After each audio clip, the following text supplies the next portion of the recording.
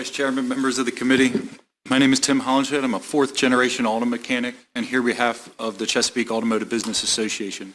Located in Baltimore County, my family auto repair business has served the public since 1939. I'm here today to urge you to consider the favorable passage of this Rights to Repair bill. I want to highlight this matter in broad strokes. The bill presented today isn't fundamentally new legislation, but rather a modernization of the existing framework. For decades now, right to repair legislation has preserved and protected consumers' rights, specifically the right to choose a preferred service provider. By upholding this fundamental principle of consumer protection, the cost of vehicle maintenance and ownership for individuals, families, and businesses has remained reasonable and competitive.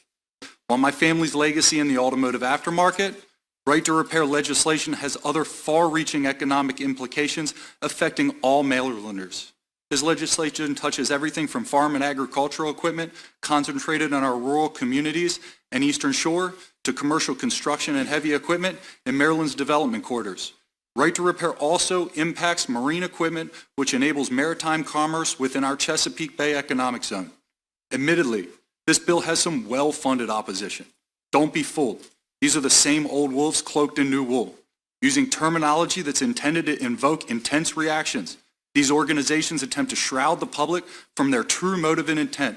Core to this is reducing the number of service providers and restricting consumer choice. We know unequivocally that right to repair legislation promotes fair competition in the marketplace.